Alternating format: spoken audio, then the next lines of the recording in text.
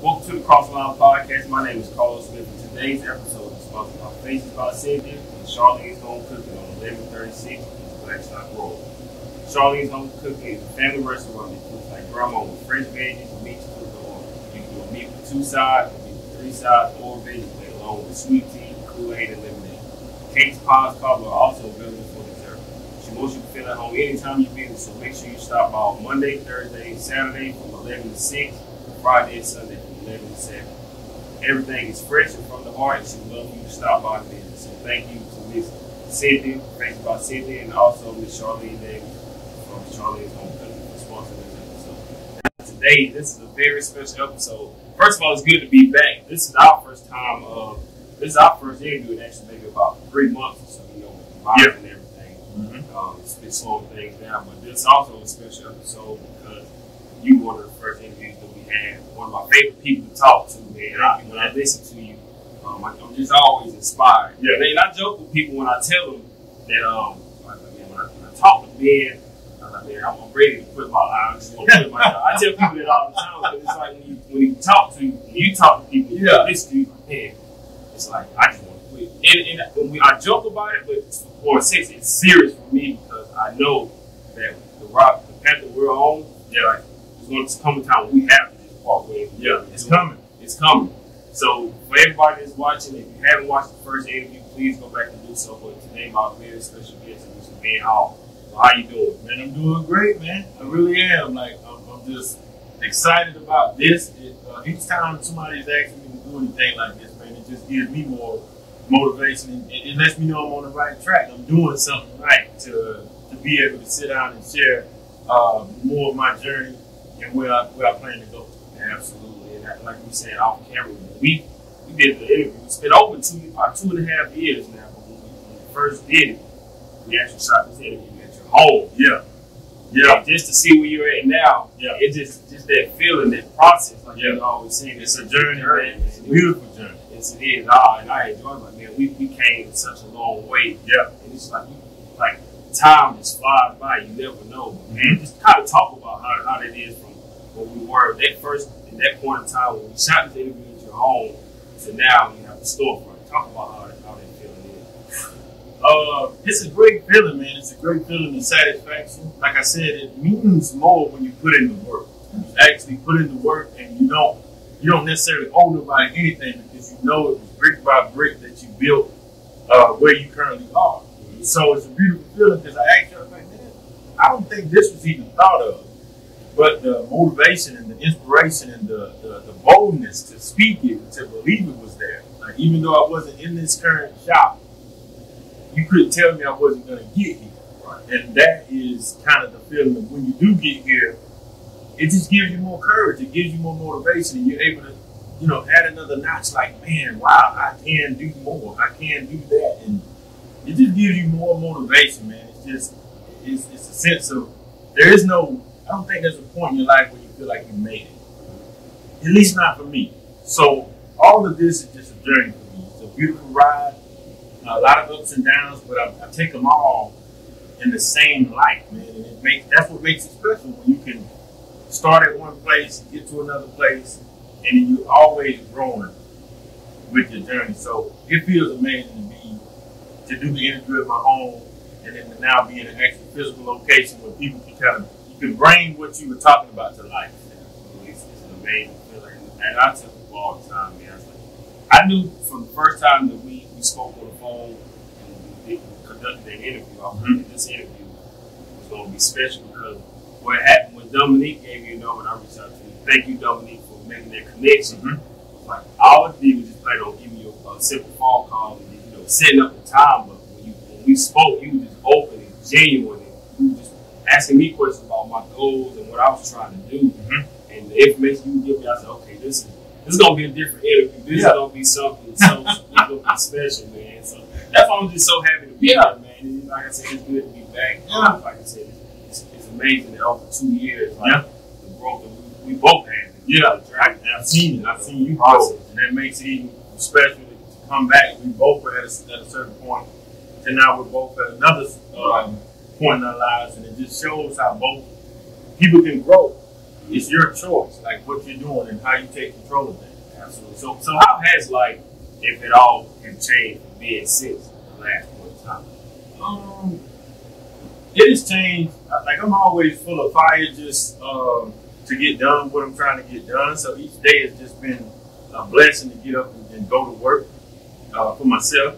But what's more, I guess to put it in perspective, responsibility has changed. I've gained more responsibility on my plate. To whom much is given, much is required. And I have to remind myself of that daily, because sometimes we get caught up in asking for the blessing, but then when it comes and then you realize, man, I didn't ask for all this extra. That's what comes with it. So as you grow in business, like for instance, when I was baking at home, it was just me. I would, if you called and asked for a cake, I would get it done and contact you and go get it to you. But now you're in a storefront. So now I have over 6 employees that help navigate my business for me. We're a team. And that comes with you having to oversee a lot more. And you having to delegate duties. And somebody may fall short in this area, or things may not go directly as planned that day. But you have to stay on course. You have to still keep moving. You have to still keep pushing and roll with the punches. So if I had to sum it up in one word, I would say responsibility in my life has changed with what all I have to be responsible for and navigate being a commercial shop owner and dealing with managing employees and things like that. Do you feel, as a business owner now, you said, like you said, you have 6 employees, do you feel like it's more pressure for you, knowing that people's livelihoods are kind of like depending on you and like you taking care of them? Yeah, it's definitely a lot of pressure, but I call it good pressure. You got to realize nothing really worth having is not birthed without pressure. I mean, you look at a diamond, you got to have pressure to get that beautiful diamond. Women like a diamond on a ring, well, she has to understand the process it takes to birth that diamond. Even with the pearl, a clam holds it and it generates the sand, however that creation is, but even that's put under pressure. I always tell people, beautiful ice sculpture, if you walk in the room and see it, what you didn't see is all the chipping away and all the clanking and all that going on to produce that. So it's a good pressure that I need on me to hold me accountable. That's what we need, accountability. So knowing that I have people that work for me, great people, I might add, a great group of people that work for me. I call them my teammates. I don't necessarily say employees, just because they are my teammates. And I work for them. A lot of people can get that twisted of thinking you have people work for you, but if you don't get in the mindset that you work for them, things may not run as smoothly, because you can get comfortable, you can get lazy thinking, oh, I got people work for me. No, you are at the head and you got to stay on top of things and make sure everybody else is staying on top of their game. But it's good pressure. I take on that responsibility with pride that somebody is somewhat dependent on me to make a living. And like I always tell people, they don't care what you went through, how much product you sold that week. I put in these many hours. I'm looking for my paycheck on Thursday, and that's the type of mindset you have to have, and that just helps you stay in control of your finances, helps you stay in control of managing your business in the right way, not getting careless or frivolous. You always got them in mind with every move that you make. Absolutely. Like I said, since that last time, so much has changed in the world, even the past 6-7 months with COVID taking place. How has that in any way kind of impacted business for you? Man, I would say that's where my faith comes in the biggest part, because when storms come or obstacles come, I embrace them. Like, I don't run from them. So it's like when it came, all I was thinking was, okay, how do I maneuver? I knew first and foremost whatever the government told me to do, I was going to have to do. But if they didn't tell me I had to close, I didn't see the fact to close. I was like, I'm going to let the people speak for me. Meaning, if the customers are still walking in that door, then we're going to still serve them properly. And I'm thankful for that. Ever since this thing has hit, customers have been walking in that door from the day one to now. And that says a lot about us. It says a lot that we have a product that they're willing to support and come out of their house for.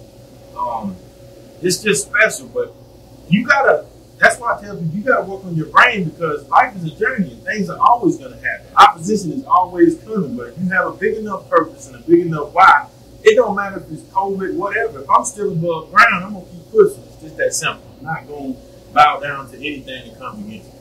Absolutely, that's so true. And like I said, like so much you can take from it. Like a lot of people look at the negative, but I try to focus on the positive. Yeah. One of the things for me that kind of was a good thing with COVID, and of course you don't like to see people pass away from the virus, but it's like, it gave everybody a chance, you know, to take a moment in time to just be still and like focus on what's like really important. So like the material things, that's all it is, just material things. But life is more precious, and then the time that you have to spend with your family. But for you, what was one of the biggest lessons you learned during this time? Like, or is it just you said the positive side? Mm-hmm. Well, the positive side, like you said, I think there's a reason for everything, man. I'm a firm believer in that. And like you said, you don't want to see people pass away and people that have lost loved ones in this time. My heart goes out to them. I'm not saying it's okay and get over it. What I'm saying is, if you look at nature, and that's why I study nature, everything has to happen. It's just like when you see trees and the leaves fall off of them in a certain time of year. That has to happen. In order for that certain things to pollinate, the ecosystem, and certain animals that have to regulate other animals. The circle of life has to happen. And I think when you get a better understanding of life and your faith is in the right place, even when catastrophic things or events like COVID happen, you still stay mentally strong and understand that, hey, this is a part of life. This has to happen. You know what I mean? Death is something we all got to face. So whether it's during this time or next year or 10 years from now, it's coming to you. And I'm not saying like we should wish for it and just wait till it comes. I'm saying understand the laws of life. Understand how life works. And it'll give you a better understanding when life hits you. And I try to tell people that life is going to continue to happen. Things are going to come against you. So I think the biggest lesson that I learned from COVID was just, and continue to learn from COVID, is patience. Because you're going to be put in positions where you have no control. And how do you navigate with somebody when you absolutely have no control? It's a prayer, a serenity prayer, I believe, that says, God help me not stress the things I cannot control, right? So it's like, that's why I look at it when the word comes in and you stand on that word. You don't just speak it, you actually believe it, you stand on it, you walk it, you live it. And that's what helps me navigate and see the positive side of everything. I train my brain to see the positive side of everything, and it helps me stay focused. It helps me stay in good spirits no matter what's going on. So I would say the biggest thing, or lesson that I learned, is patience. Right, absolutely. Like you said, life is always going to give us these out. And you still have to keep on going regardless. And like I said, the only thing that's guaranteed is death. And it kind of ties into my next question. I remember when and I always tell people this piece of advice that you told us during that first interview. I know I keep bringing it up because that first interview was so special that it was great. And one of the things that you said that I always tell people is you can't get out of life alive. And I want you to talk a little bit about that because that was such a powerful quote. And I tell people that when I see them, when we talk about the interview, it's one of the biggest pieces of advice that I took away from the interview was when you say you can't get out of life alive. Talk about that quote again. Man, that thing really touches me and gets me so much motivation because I think we say like you say. I think sometimes we don't make certain decisions because we say, oh, I may get hurt, but that's a big risk to take. But the thing is, why are you playing it safe? Like you can't get out of life alive, so it's like whether you hide under a rock for 100 years or you somebody that goes bungee jumping every day. Either way, death is coming to you every day. Either way, it's going to happen. You can hide for 100 years, and like I said, either way, it's at some point, they're hiding under the rock. It's going to be a man, I'm coming to get you at the same time. So you can't hide from it. You can't escape it. So that's what I'm trying to get you to see the big picture and say, take some risks. Live a little. Take some risks. You know, there's no rewards without risk. So I feel like people should understand that. And you can't get mad when you see somebody take a big risk and hit. When you were too scared to play that card, right? Like if you go use and you say, man, put it all on 5, right? 5 hits, and you were so scared, you put $10 on 5. So both y'all, you were hit big and put $10 on 5 because of both y'all hitting the risk and get down. So I want to just reiterate that and get down to understand that in life, you get out of what you put into risk. And, you know, when I got out there, like I said, I was willing to risk being, you know, a lot of things I didn't have in place. I was like, I want something major in life. I want to do something big in my life. So that comes with me jumping all in and not being able to be afraid of taking a loss. Whether that was be afraid of taking the loss. Like I said, you can't get out of here alive. So whether it's death or whatever it is, I'm willing to accept the consequences of my own actions. What that allows me to play big, it allows me to win big. If I do big, it allows me to win big if I do hit, right? So that's why I like going big. But anyone that's listening, I just want you to know that it's okay to make strategic moves. It's okay to plan. It's okay to be careful. It's okay to be smart. But at the end of the day, the quote still stands firm and serves purpose in my life that you can't get out of life alive. So it's like it's never a perfect time to, to make that move. It's like for me, sometimes I think, I want to have this amount of money before I just leave and everything. But it's like something like this. It's always something that's gonna come up. It's like it's just never that perfect time. You just have to bet on yourself. It ain't coming. Exactly. It's like you just gotta do it. You just gotta go all in. I think what you said is very important. People have to understand that there's no perfect time that's gonna come. I think we've all been in a situation where we say, I'm gonna save this amount of money, but you ever get almost to that amount of money, then something goes wrong with the car, or somebody asks to borrow some money, or something comes to kind of disrupt that journey to where you say, I'm gonna save 1,000, but then when you get 800, somebody a catastrophic event happens, or you have to pay something, or an unexpected bill. And it's like you keep trying to get to this point, but you realize life is always going to happen. So I feel that it's better you take control and just create your own perfect time. And it's always like you have to have that mindset, a positive mindset. And for me, I don't want to push religion on anybody, but when those things come up in my life, I feel like it's God just tells me, like, how bad do you want it? Do you really want to do it? Or it's like, okay, I'm just going to wait and just figure out another time to do this and put it off. But procrastination will kill you at the end of the day. If you just keep waiting to that perfect time, it's like you'll be waiting forever. And I have people reach out to me on my podcast, ask me different questions. And my best advice for them, I always tell them, is like, hey, do what I did. I just started. Yeah. And get started. Chris Gardner has a book that I read. It's by Chris Gardner. It's called Start Where You Are. And he is I think the guy behind Pursuit of Happiness. Okay. That movie was based off his life.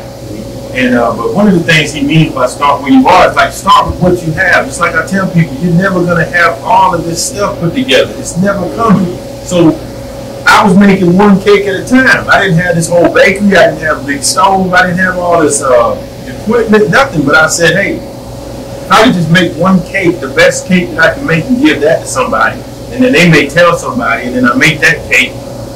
It's a journey. Fall in love with that beautiful journey, brick by brick, building whatever it is you're trying to bring to life. But don't get caught up in thinking you got to have all of this stuff, because you end up talking yourself out of moving.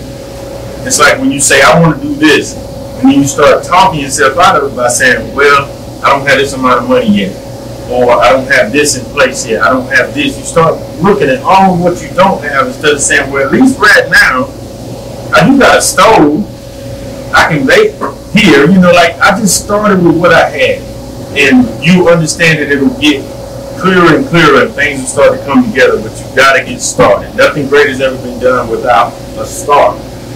So that's the biggest key. So what do you tell your employees? They see that you had a vision, and it's so important, and they see everything that you work and the time that you put in, and now you have this. What do you tell your employees that may want to step out and it's for them? I would tell them this is a great opportunity for them working for you to just pick your brain and learn how to create their own opportunity, start their own business. What kind of things do you tell your employees who are thinking about creating their own opportunity, stepping out on faith? What do you tell them? Man, I continue to make sure they understand my own journey. And I think, believe it or not, man, as a matter of fact, I know, I'm not going to say I think, I know that the way I walk, the way I talk, the way I do things inspires them as far as they can see me. So it's not necessarily me doing a lot of talking to them. They see a man come in here and work. They see a man willing to do whatever for them. They see a man who will not get paid and they get paid first. They see a man that will make sure that they're straight before me, right? So, and they see me walk through faith. Even when we first opened, it was people that came in and they were like, what are you going to do about ice cream in the winter? And you know what I'm saying? Trying to point out the negative. They didn't see me, bud. They never see me sweat. They never see me fold. So it's like, I think instead of doing a lot of talking, they see my actions. They see a man of faith every day. I don't get up. I don't care if it's We've been open 5 hours and nobody's came in the door yet. You don't see me say anything negative. You don't see me budge. I keep believing, I keep knowing that God will take care of what He has helped build. And I think that's my biggest weapon, not even weapon, but my biggest teacher to anybody that is around me.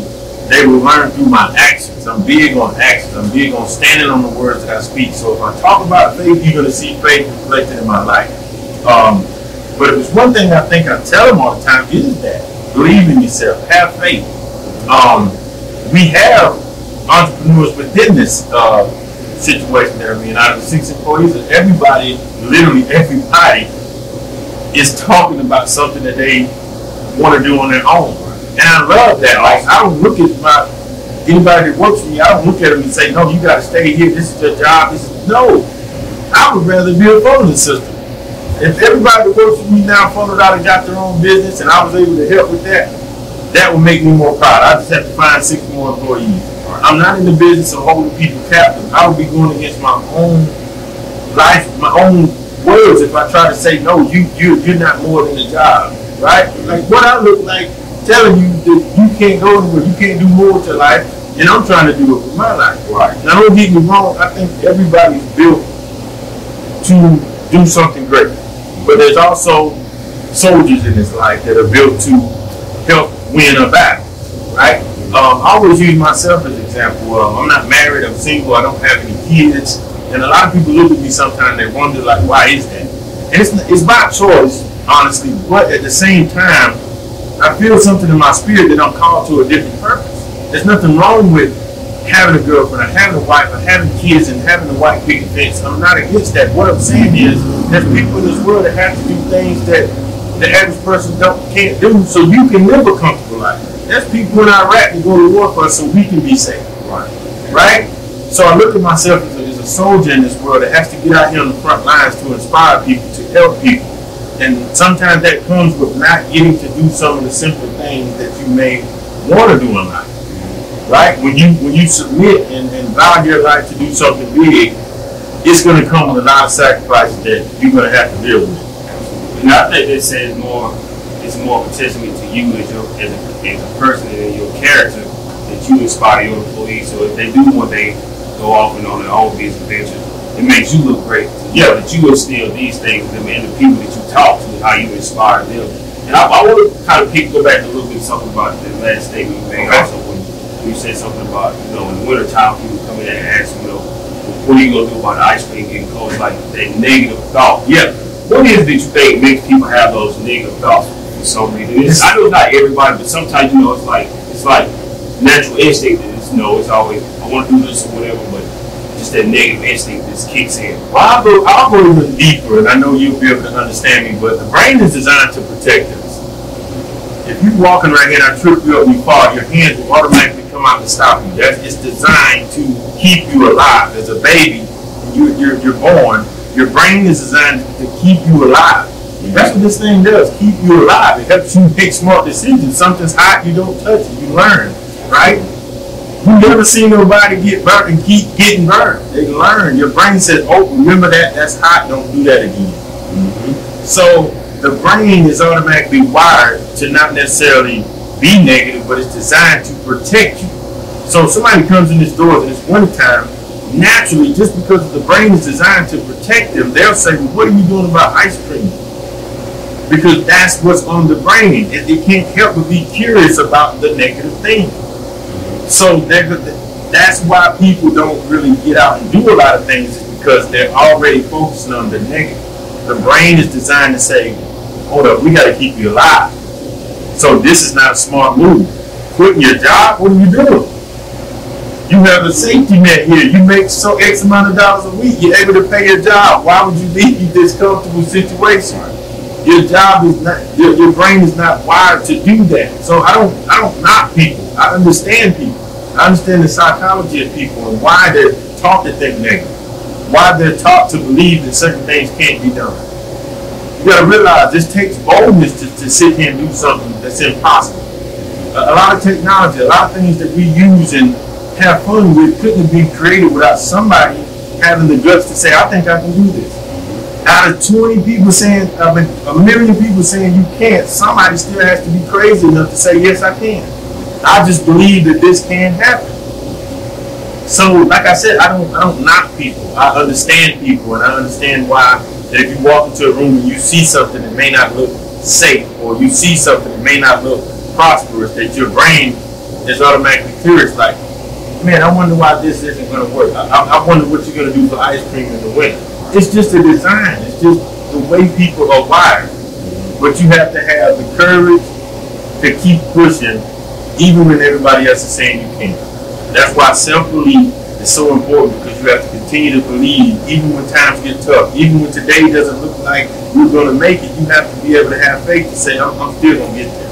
I don't care what today looks like, I'm still going to make it. That takes courage.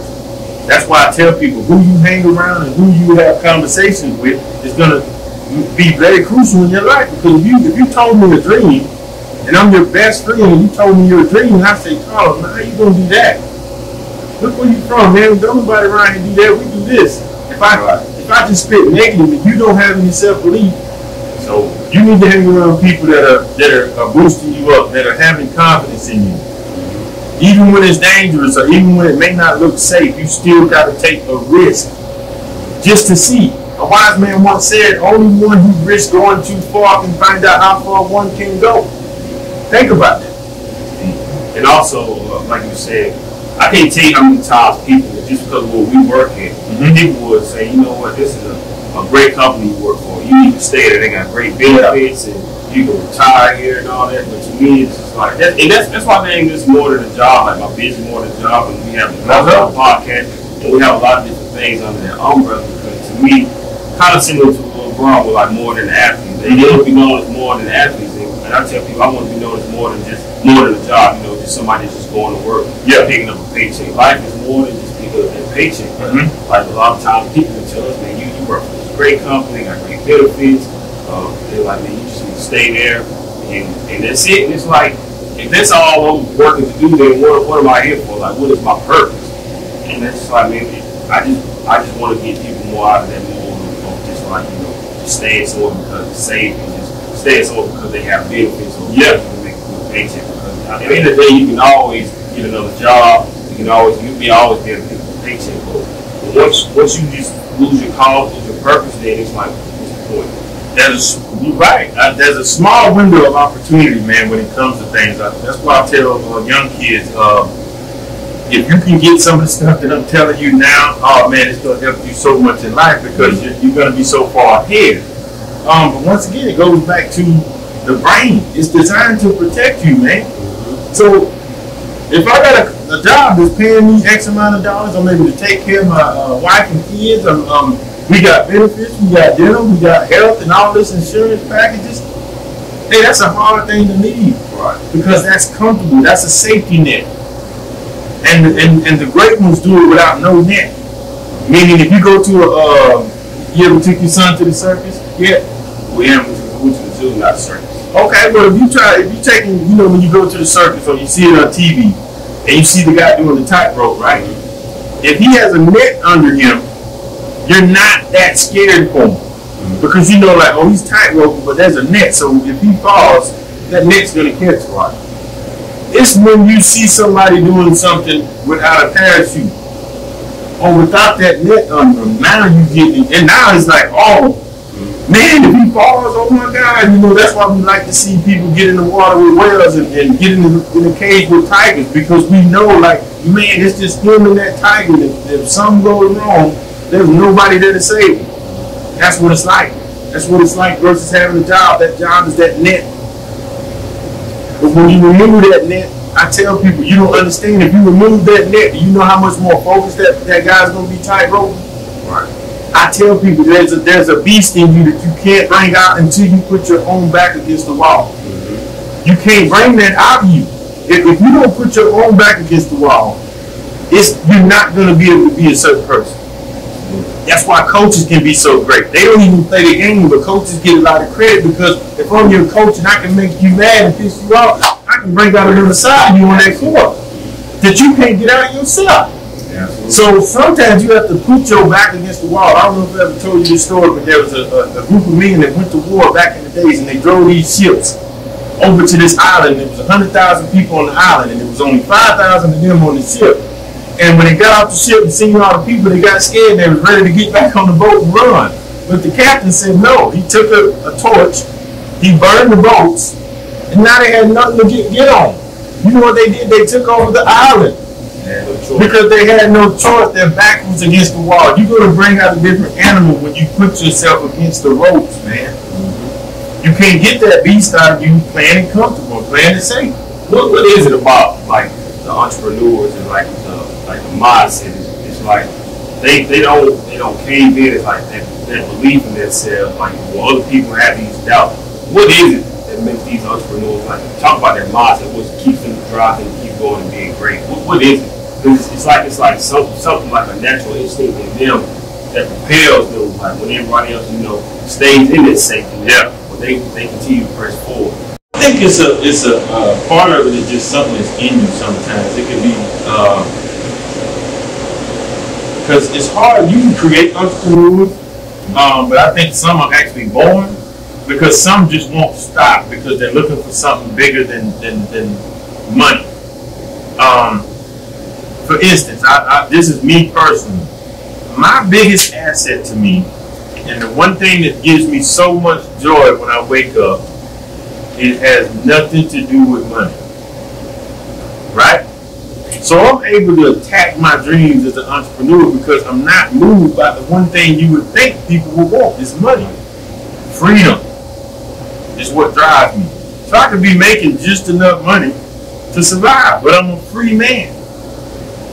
So I value that more than anything. So that drives me. It's your why. It's why you do something that's going to keep you going towards that goal, keep you beating at that wall. So I think the biggest asset to most entrepreneurs that they have is their why. Why do you do it? So if you have a big enough why, then you're going to take a beating.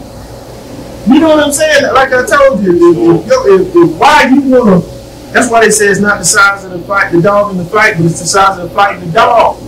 That's a true story. It's not just talk. That's real. So it's the size of the fight in these entrepreneurs and their reason why they want to be an entrepreneur. What's driving them? What's that thing that they can't live without? If money doesn't make them happy, most entrepreneurs don't. I know entrepreneurship can generate money. Let's not talk crazy and act like money isn't something that we need or something that is used as motivation. What I'm saying is they're willing to leave a comfortable situation. So if money was what they wanted, then they would just stay at the comfortable situation. So I think most entrepreneurs that have that bite, that have that dog, there's something that money can't really do. Like there's something bigger than the average person would want. And so me, that's freedom. The freedom to go serve my community, the freedom to go speak to schools and churches at my own will, the freedom to have my shop closed on a Monday and me and you doing this interview and not one person can stop that. Not one person can say, hey man, you can't do this today. That feeling is that makes me keep going no matter what comes against me. That is my driving force, is knowing that if the school calls me or if I can go help mentor this kid, I'm free to do that. So in business, you think I want to get up and bake cakes every day? No. It's the reason why I do it that gives me the fuel to get up every day and bake cakes. So it's not necessarily what I'm doing, it's why I'm doing it that keeps me going. Right. It's kind of tied into what I was going to ask you. Because I remember when I came in one time to visit you in the past, and it was this lady came. We were sitting down talking, and this lady came in, and she was just basically saying like, "You blessed, and you must love what you're doing because you have your own business." Yeah. And you kind of like said it like talking about you basically answered it like that freedom that it gave you to do what you want to do. It was like that was kind of why. It's like, would you say it's kind of not necessarily your passion, but it was just kind of like, was it all about just that freedom, like you were saying? Well, no, I've fallen in love with baking. I've fallen in love with what baking is allowing me to do. Who wouldn't love something that's giving them the freedom and ability to do what they love? Right. Think about that. I love baking because baking allows me to do what I love. So why wouldn't I fall in love? Why wouldn't I be passionate about what I'm doing? I tell people, even down to my teammates that work with me, I tell them when you cut cake, I'm cutting cake with the purpose. So I need you to cut that cake and prepare that cake the same way. This is my freedom. So when I bake a cake, I'm baking for my freedom. I can't give you just anything. I can't just put no mess up on a plate and give it to you. My freedom lies in that plate. So why wouldn't I be passionate about my presentation? Why wouldn't I be passionate about how I whip that cake up and present it to you? Because everything I'm working for is in that cake. That cake holds my freedom. So yes, I love baking. Yes, I'm passionate about it. And I'm thankful for what it allows me to do. We'll go back a little bit. What would you say was probably like, if you had one, maybe like a rock bottom moment for you, or you like, I need to figure out how to do something else? What would you say was kind of like that moment for you? You mean like I need to figure out how to do something else? What do you mean? I guess like maybe you realizing that working 9 to 5 or whatever wasn't fulfilling, and you like, I need to just step out on faith and just start my own business. Was there any kind of moment where it was just like a moment where you just like at your lowest, where you just didn't know what you wanted to do, where you felt lost, and then you just turned to baking? Like, what was the moment for you? Well, I've had a few moments like that in my life, honestly. I mean, I think, because sometimes people can think because I played football, and because I went to college, and because I actually had a little moment in the NFL or whatever, they can look at that and say, well, man, you were doing what you love. In actuality, I was just following a path. Football just happened to take me to that place. But it wasn't my life's work. It wasn't my purpose. It wasn't my passion. So after football, I was left with a moment of like, man, what do I do with my life now? But as far as working at my job, the last job I was at, it's just a feeling that you get, man. It's something that's in you that just tells you, man, it's got to be more life than this.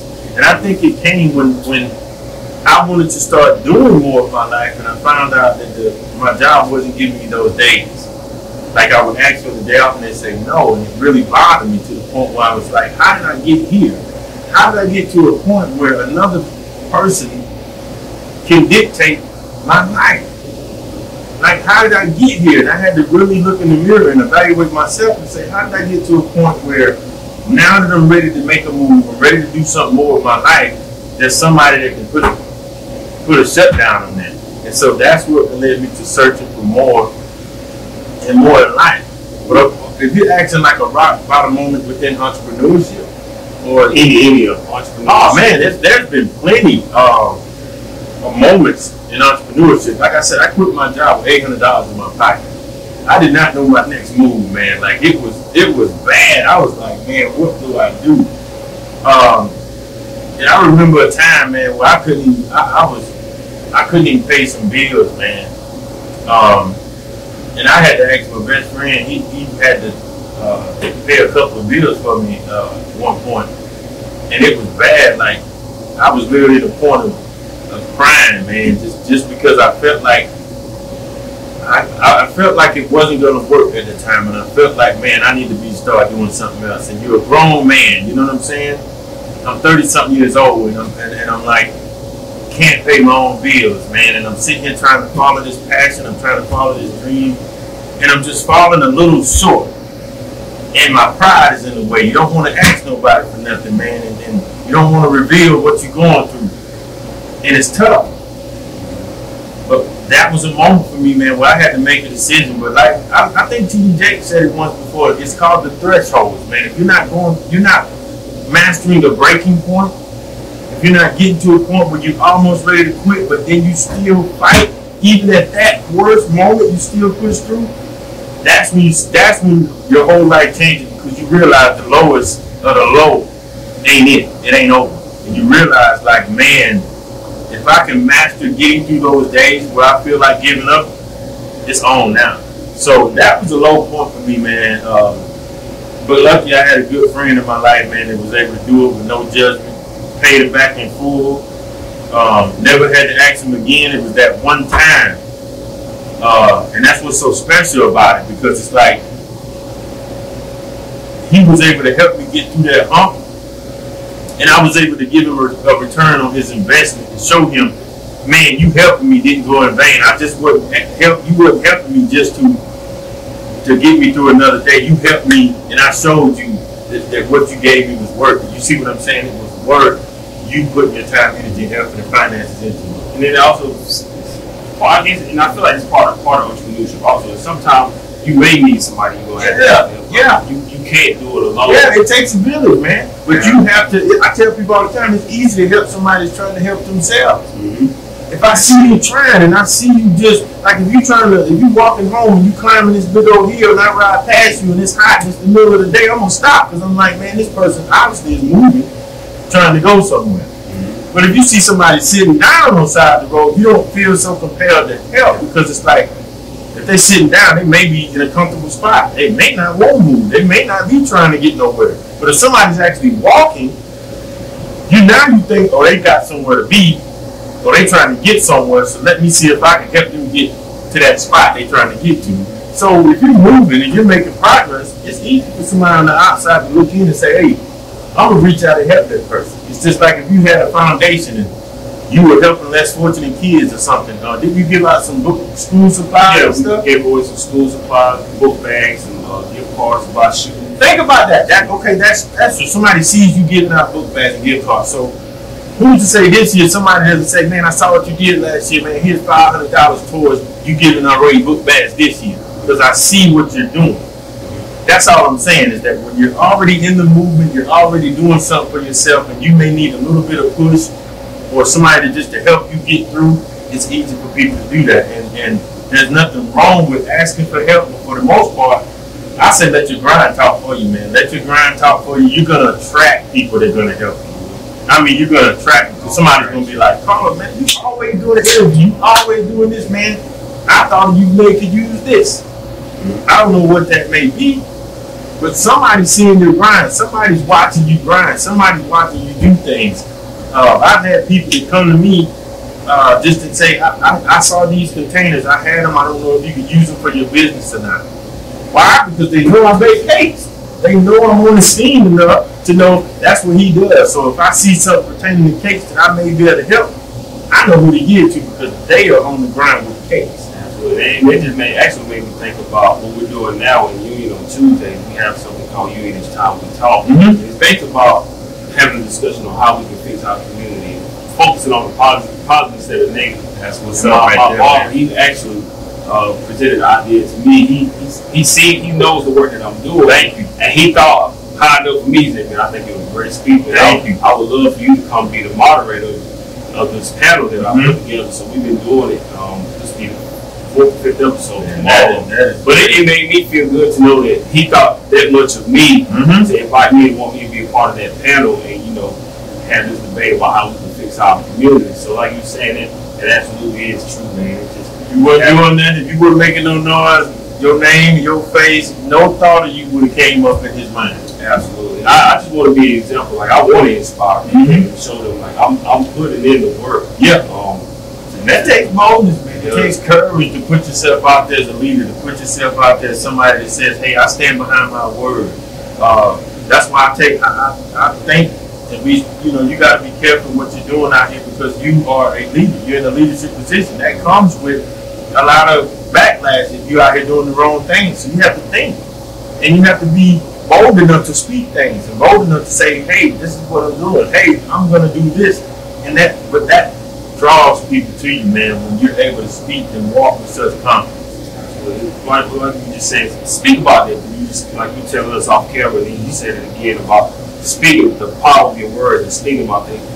Talk to people about how important it is to like the power of your words. And I remember when you telling me, like, just when you talking about playing this interview, I'm trying to transition from leaving my job to doing this full time. You're like, you say, don't try. You say, I am. I'm in that I'm transitioning. I am going to do it. Yeah. Like, just talk to people about the power of your words. Man, one thing, we talked about the first book I read that really helped me see what I was doing wrong as far as speaking, and that was Rich Dad Poor Dad. I would think, man, that's a great subject because they always said it when you were younger. You heard your grandparents, you heard people talk about it. They say life and death is in the power of the tongue. You ever heard that before? And, excuse me, it's almost like we didn't believe it or we didn't understand what they were saying. But it's a real thing. Like life and death is in the power of the tongue. And that's why I said if you're going to speak, why not use it to speak power? Why not use it to speak something great on your life. Like, why speak negative? I don't even see a reason to be negative. Like, when you really think about it from an overall perspective, what is there a good reason to be like, I can't? Like, I can't do something, right? And we've used that word so much, and we don't understand the effect that it's having on our brain. Like I said, I'm big on psychology. I'm big on the human brain and what that does. And so I realized that I am is so much powerful than I'm trying. Like, think about I'm trying. That's cute, but I am. Man, that authority, I am, is power. It tells your brain, like, yo, we about to get things done. Like, it gives you more hype. It gives you more energy when you say I am versus saying I'm trying to. So, life and death is in the power of the tongue. It's very, very real. And I just encourage people to use powerful words, use bold words. I am, I'm going to, I'm in the process. I'm just going through a setback, but I'm going to. Like, use I am to assert things into your life instead of saying I'm trying, I'm supposed to, I'm hoping, I'm wishing. If you just really analyze the words, it'll tell you in your face, and you realize how weak you sound when you say, man, I'm trying, I was hoping the other day, and I'm wishing, versus I am. Right. See what I'm saying? More power. That right there is so powerful. And it's like, that's what I want people to know, is that you can take control of your life in a whole nother way by just speaking life into yourself, speaking life into others, believing in yourself, and without getting into the psychology side of it, just know that the word I am is way more powerful than the word I'm trying to, I'm going to, I hope, I wish. That isn't more powerful than saying I am. And speaking it into existence means there's nothing wrong with, Muhammad Ali was the best at it. He was just saying I am was great when he was speaking that beforehand. And the fact that he was bold enough to speak it gave his brain the energy and actions to go out there and put it into action in the ring. So, like I said, when we did this interview 2 years ago, and I was able to speak like, yo, I am. And then here we are in the shop that wasn't even thought of, like it wasn't you couldn't touch it, but I was speaking it way before it happened. Speaking it into this, and like just that, to me, I'm always now I'm mindful of the words that I use. Because like I said, I'm thankful for the job that I have, the role, but everything, the path that I'm on, I know that point in time is coming, because I don't, like you said, it kind of rubs me the wrong way sometimes when I have to ask somebody for my feeling, hey, can I do this? And I don't want people to take it the wrong way. It's like, it's no pride in having a job. There's nothing wrong with having a job, but just for me and the path that I'm on, I just cherish my freedom, like you were saying, and I love doing what we're doing, but and I look at it like I'm doing X, Y, and Z for this company, but if I need this time off, sometimes I can't get it. And I'm like, hey, I do all this for you guys, and some time that I need off, I can't get it. So it's like, okay, I know that time is coming for me. Well, I'm going to transition from working here to having my own getting opportunity. So it's like absolutely like you were saying, it's just that power of the tongue. But something else I want to talk to you about also with entrepreneurship. Sometimes I feel like, and Dr. Nika White, she alluded to this, but I interviewed her a couple of years ago. It's like this sense of like isolation sometimes. Like, like when you're on this journey, like you feel so alone. And at times I feel the same way. It's just like sometimes I feel like maybe it's my vision and everybody may not see what I'm trying to build. Sometimes I feel like I look down on myself. Sometimes like, man, I look at my friend buy a home, married, and I'm like, man, sometimes I think to myself, am I really doing the right thing? Yeah, I love what I'm doing. I'm just like, man, my friend is doing all this time, these great things as well. I'm like, sometimes I just feel like I'm alone on this journey, but I know I have to do it because of what I want to do in life. Like, I feel like I just have this great purpose, and they do as well. But it's like sometimes that isolation is just something about the isolation that entrepreneurship speak to. Like, oh man, isolation is needed. It's gonna be your best friend. I always say, man, so you can hear God clearly, and so you can hear your inner thoughts clearly, so you can hear where you're trying to go, man. You gotta be isolated. Isolation has to become your best friend because you're gonna be in a lonely world. You gotta realize what you're talking about here. You're looking at 3% of the world that do what we do. 3%. When you look at that number, you're not supposed to look to your left and right and find somebody that understands your mind. Right. You would love to, but not everybody's gonna understand that, because it's like when I was working a job, nobody understood me wanting to leave. I didn't have nobody to talk to, so I had to turn to books. I had to do a lot of reading. I had to do a lot of self-evaluation. I had to realize that the world owes you nothing. Nobody owes you nothing, but yet the world is there for the taking to do whatever you want to do. So I had to become isolated so I can start believing in myself more, so I can start hearing God's voice when He speaks, so I can start hearing everything that I need to hear, so I can see things that I didn't see before. It brings a lot of light to your life when you go into isolation. You start to see, you start to understand a lot of things that you can do without. I really didn't need all of that. I really didn't need, you know what I mean? And you start to really get in tune with who you are. Isolation has been my best friend. It still is, man. I love my peace. I love being alone. I love taking trips by myself. I love staying in touch with me. So isolation is going to be your best friend, because you're going to start to realize that people around you are not going to understand what you're trying to do. I always tell people it's not the world's problem to understand your vision. It's your problem to bring that vision to life and help them understand what you were trying to get them to see. You know what I mean? It's like if I'm sitting here talking about something all the time, it wasn't until the sign goes up and people are able to ride by and see what being deserves now. And they see the vision come to life.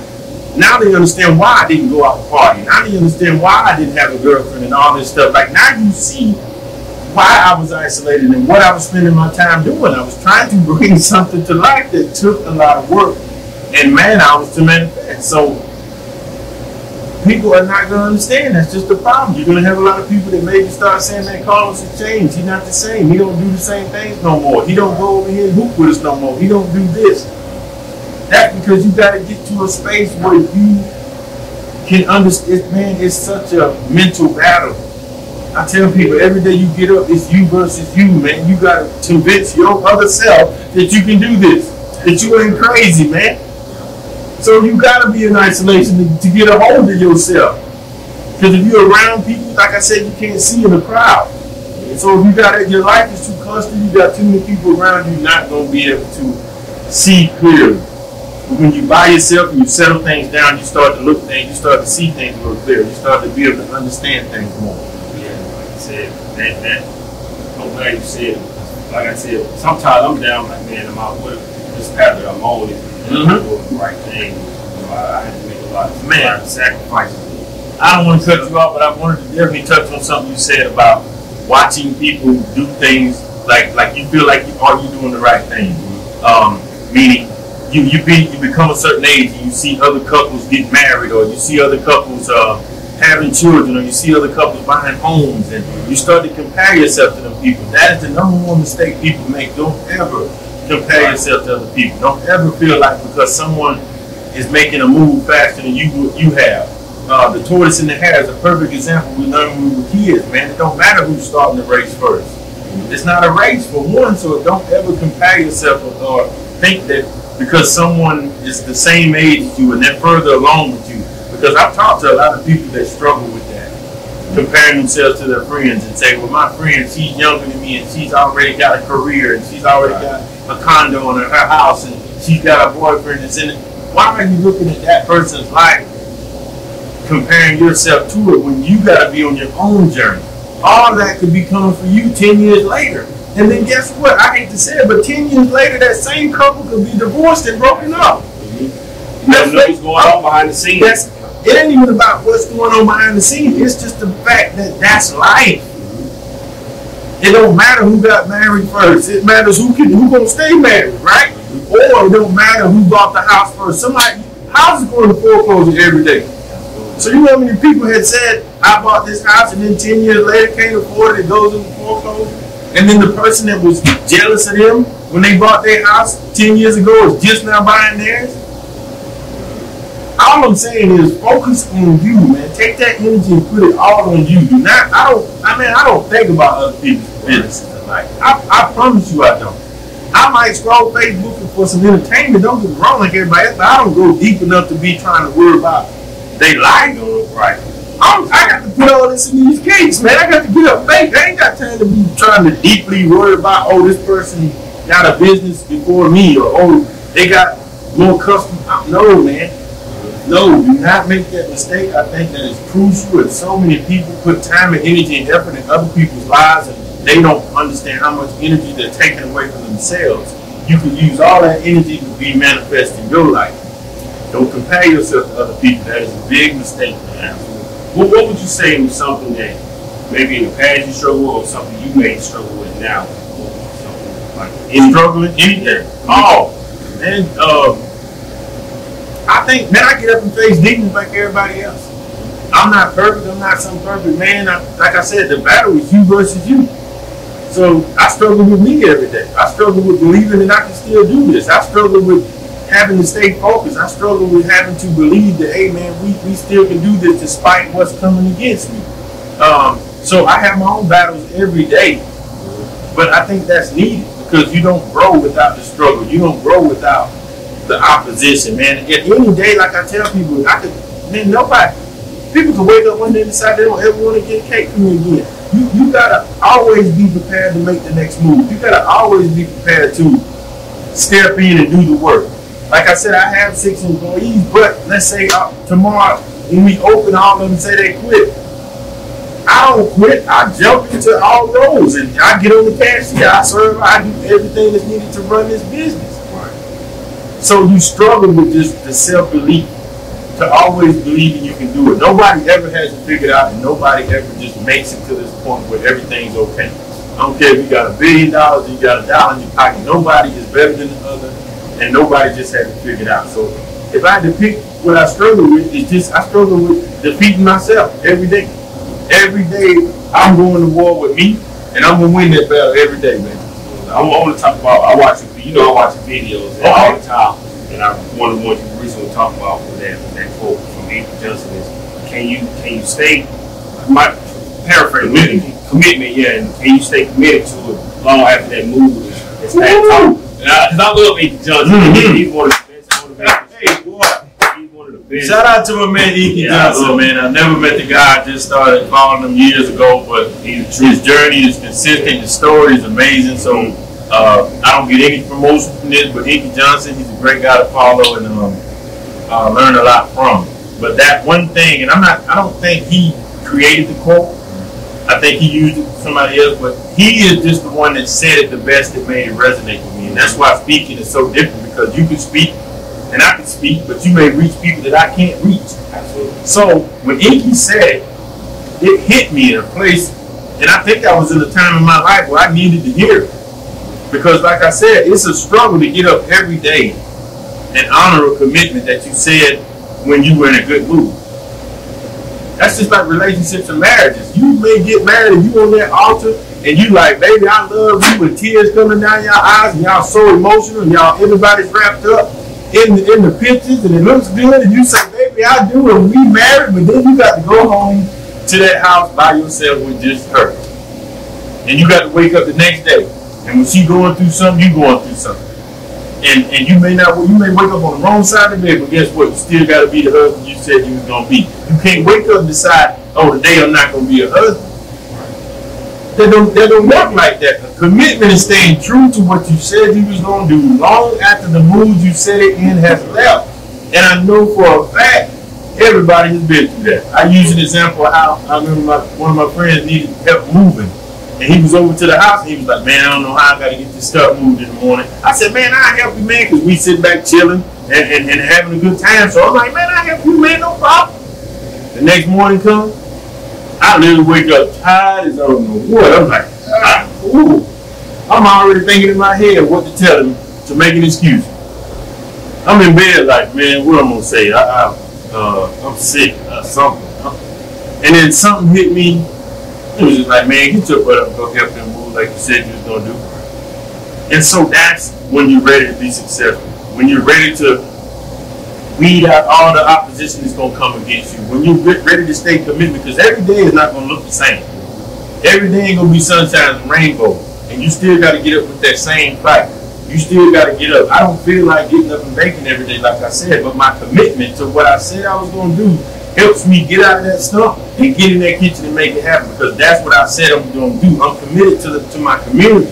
I'm committed to the kids that need to hear me speak one day. I may have not been there, but if I stop doing what I'm doing, have to go back to get the job, and then I'm on someone else's time frame, and then somebody says, hey, can you come speak to these kids? And I have to say no because I dropped the ball when I was free.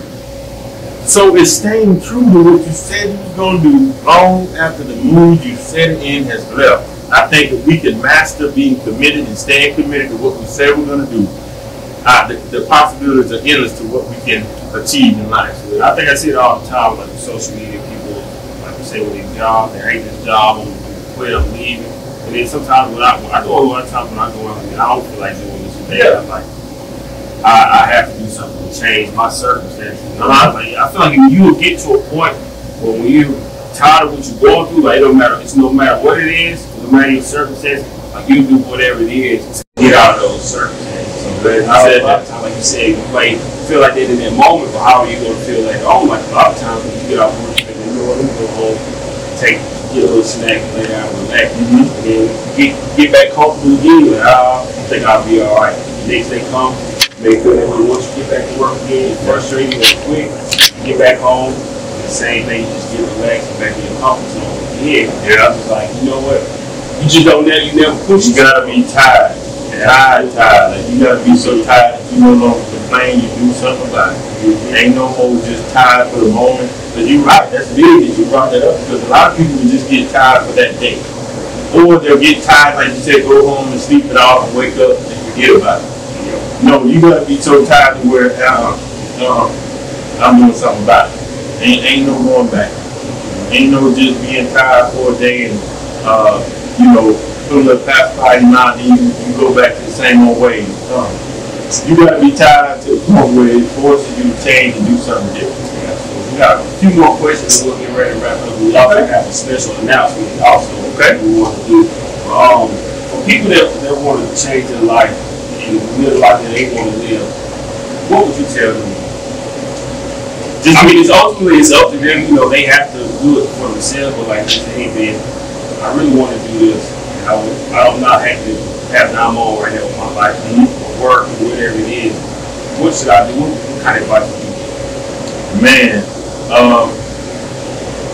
that's tough because I'm more of a tell it like it is, man. So it's hard for me to kind of just,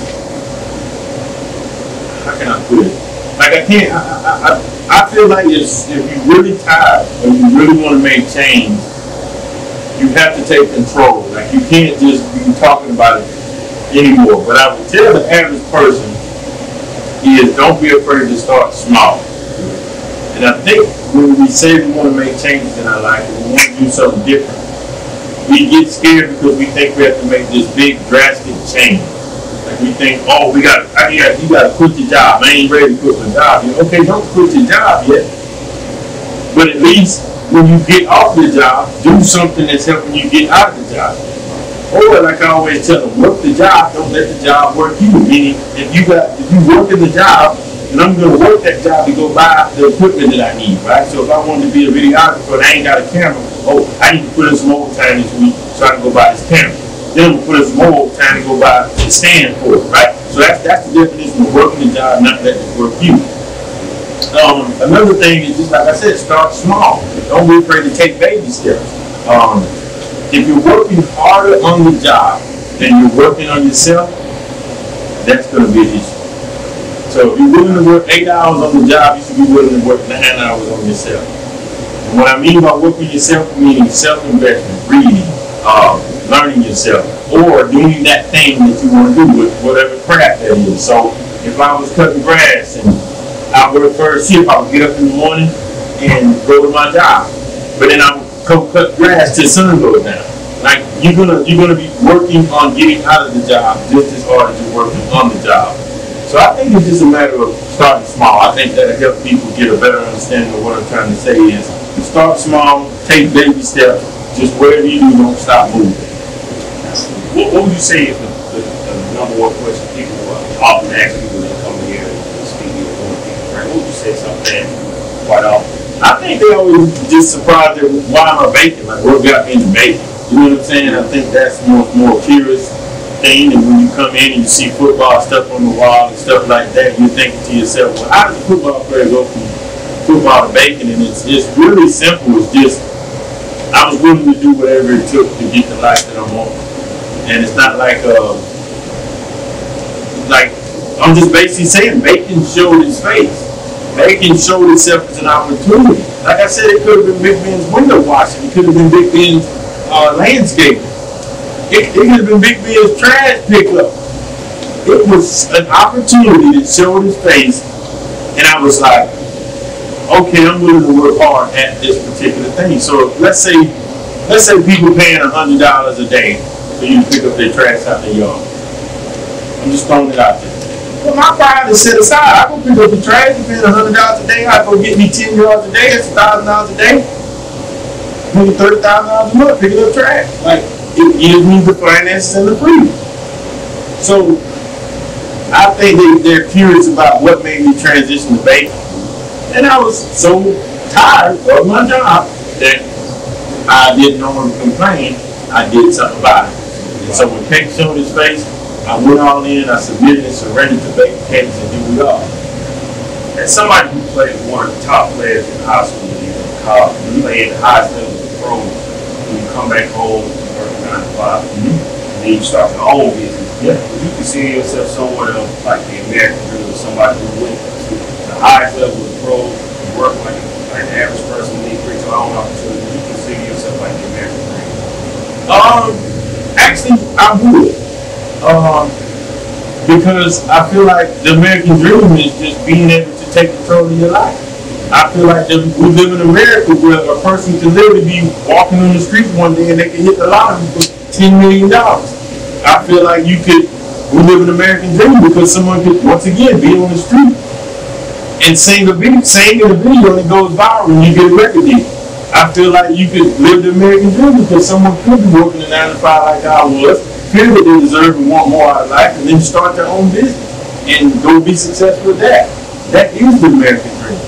I don't think the American dream necessarily means rich. I think American dream just means you are able to take control of your life and turn it into the life you want it to be. That's the American dream. Like you're living the life you saw for yourself. That's why I always ask the average person, what's your vision for yourself? Like, write that down on paper. What does that look like? Like, what does success look like for you? Because success is different for different people. You could be a successful stay-at-home mom, like you really could. Like, you could be a successful garbage man. Like, you could be success in anything. Success doesn't have a price number. And I think we can get mixed up by thinking, so-and-so signed a $400 million contract, and we say, oh, that person's successful. But they could be a horrible husband, horrible dad, but we labeling them as success, but they could have all the money in the world, but they could be a horrible person. I don't think that's successful in my book. So I think it takes a lot of guts because yes, I've played in the NFL, I've been to Europe and traveled a little bit of the world, and then you don't play in the NFL no more, you don't make that kind of money no more, you have to go get a regular job. A lot of people talk about you. A lot of people make it seem like, oh, you're a failure, you're a has-been. A lot of people say a lot of things about you. They don't even know you. Luckily, I do not care. I never cared about what people thought. So I was able to take control of my life by not caring. I'm humble enough to go work a 9 to 5. I'm humble enough to scoop dog poop out of somebody's yard if they're going to pay me. I'm telling you, like, I'm into a win. I do not care what other people think. If you don't pay me to scoop up dog poop and I can turn it into a business, guess what? Big Ben's poop scoop. That's what it's going to be. I don't care what you're talking about, man. Like, oh, you used to play in the NFL and now you scooping dog poop. That's what I do now. Like, I just feel like if people get out of their head what other people think, they would be more successful. They would make better decisions for themselves because they wouldn't be concerned about what somebody else is going to say or what somebody else is going to think. And that can be a big asset to you when you just take control and do what you feel is right for you. So yes, I consider the American dream being able to go from the highest to the low, and then also take your power back and go do whatever you feel that makes you happy. As we get ready to wind down, last time we did this close towards the end of the interview, we talked about books. I don't like the books. I love books. Like that last time we talked, man, I have a stack of books. Sometimes I'll I wrote an article, I posted on my website, books I would recommend to people. And I bought books, and I post them so people can see what I'm reading. Yes. See what's inspiring me. But what are some books that you would recommend for people to read? Man, my list ain't changed. I've read a lot of books, man, but when I tell you the certain ones that hit you, man, and that was Rich Dad, Poor Dad being that, Still love it. it's not number one. Think and Grow Rich by Napoleon Hill is hands down the number one book I've ever read for me. And the reason being is because it tells you on top of the book, when you buy it, it says this book could be worth $1 million to you. It tells you on the top. Not never forget the first day I looked at it, I said, man, like, what do they mean? Ain't no money in here. These pages are going to turn into dollars. But when I started reading, I understood what it was saying, and it's so much knowledge. I mean, it covers every single aspect that you could think of. And I think people get caught up in us talking about, like, they want book recommendations, and I get that. I really do. But I'm here to say that it doesn't matter what you read if you're not in a place to receive what you read. Because you could read I've told people about Think and Grow Rich. And then I've seen them again, and I said, you read the book? Oh yeah, it was good. It didn't change your life. It didn't inspire you. So everybody's not going to get the same information, so it don't matter what book you tell me to read. I got to be in a place to receive the information that's in the book. Think about that. So no, I'm not taking away from the list or anything. I'm just saying that the books that had the most impact on me out of all that I read was Think and Grow Rich, Rich Dad, Poor Dad, Greater by Stephen Furtick. And that's because it's a story of just earning the boats. It's a story of becoming great. It's a story of believing that just because I pay my tithes, live next door, and treat my neighbor nice, and I'm a good Christian, that's okay. No, you can do more. You can be great. I'm just here to get people to get out of mediocrity. Stop being okay with being mediocre. Stop being okay with just being satisfied and just enough to pay your bills. Like, you don't have to live like that. There's more to life than just what you see. I always tell people, if somebody told you scared to leave your comfort zone, but somebody said, hey, I got a job for you in California, it's paying $1 million a day, but you're gonna have to move out to California. Some people will turn that down because they're so scared of leaving a small town. So I'm telling you that you can't blame the world. It's you.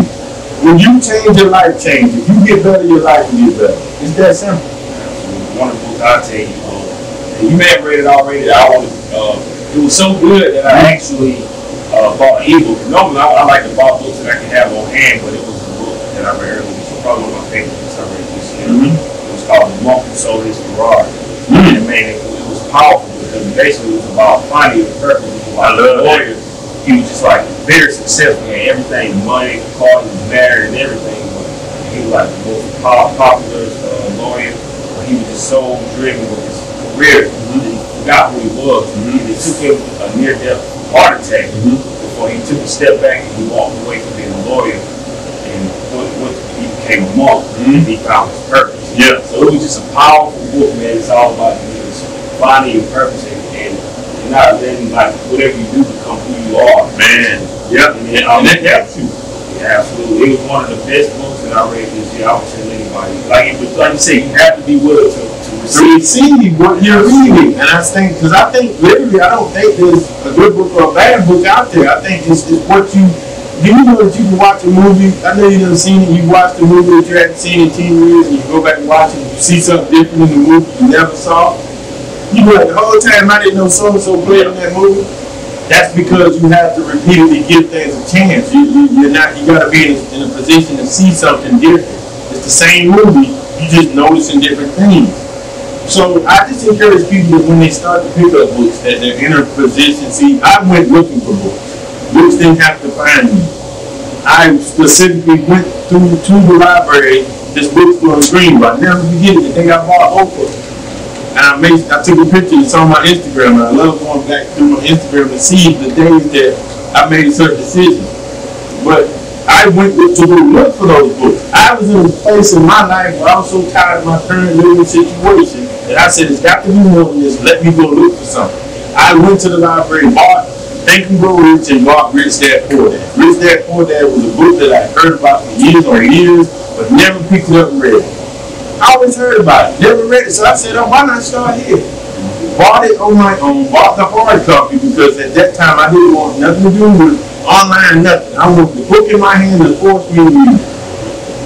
But now audiobooks are great. I did the new 50 Cent book. I love that book. That's on audio. David Goggins, Can't Hurt Me, who is another great guy. Do not follow David Goggins. He'll tell you himself if you're not ready to get it true. It's just that simple because he's one of the hardcore guys that's just all about change and no excuses. And I love him for that because he's helped me a lot with just cutting down a lot of the fluff, a lot of the excuses, a lot of the things that we tell ourselves to hold us back.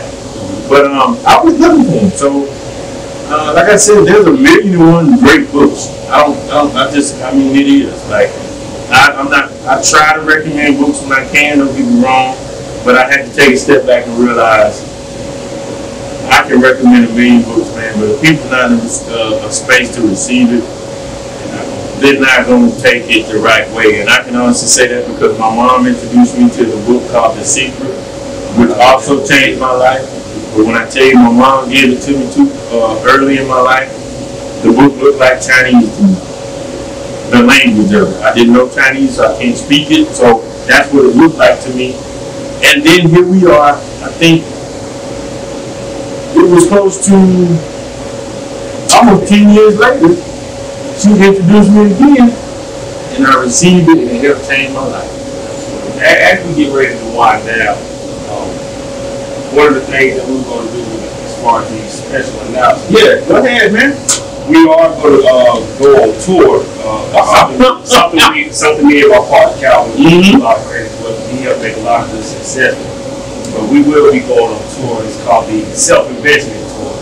And, congratulations, man. So we appreciate it. So it actually just came about, for me, like I said, a lot of stuff that you say, sometimes we get in our own heads and we have our doubts and how to talk ourselves out of things. But it was for me, because I was saying, you know what? Because I do a lot of research and I reach out to entrepreneurs and a lot of times I would see where they're located. So I'm like, you know what? They're too far away, we ain't gonna worry about it. We're gonna just try to stay here. But then I said, you know what? We're gonna really do this thing, give it all we got. Let's go all the way in. Exactly. And I already love it. That's the best way to do it. So we will be going on a tour, doing a self-investment tour. Kicking off this weekend, we will be in Chattanooga, Tennessee. Some of the other places we'll be in Greensboro, North Carolina, Charlotte. Probably stop in Columbia and Greenville, some places around here. Actually, in November we'll be booked for Jacksonville, Jacksonville, Florida. So I love it, man. It's something, man. I give you a lot of credit, and I said I wanted to do it here because the way that you impacted my life, man, I can't thank you enough for it. Dude, that was the perfect time. That's great to hear that, man. People know we will be going on to, we'll be doing a self-investment tour. That's what we like to call it because we're investing in ourselves, we put up our own money, And you're showing it. Yeah. You're showing it, man. That's what I'm talking about. Like life is too short. Why we playing games? Why we waiting around? Why we I love it. I love the way you just taking it in your hands. Like you're not waiting on nobody. You're not saying, hey, can you sponsor, pay? No. You're taking your own money. You put your own dough up. You take control of your life and you're going to show people that there's more to the world. And it's like I always tell my speaking people, I can't ask you to have big faith if I'm not living big faith in my life. So I'm proud of you, man, and to know really meet a lot of great people, man. Yeah. Just something we talk about, Like I said, I give my partner Calvin a lot of credit, but a lot of times he impacted me more he knows it, man. One of the things I never forget, we went to Charleston for an interview, and that was the first time he told me, man, this is the first time I ever been in Charleston. That made me feel good knowing that something that I created, something you created has introduced another person to a new experience. Exactly. That's why God says your gifts will make room for you. Your gifts will show you things, man. Shoot, something is your son saying he gonna have his birthday party here. Like I created something that he sees fit to have a party at. Just something that small makes me excited and gives me motivation to keep pushing. I gotta be open.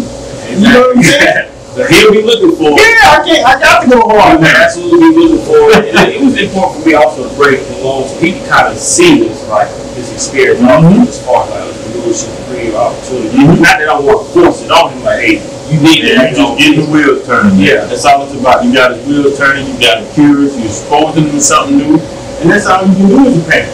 Don't put too much pressure on yourself. You are doing an amazing job, man. You're showing something new, and that's what it's all about. It's just the exposure and giving them options, letting them know you got this and you got this and you got this and you got this, son, and you got this.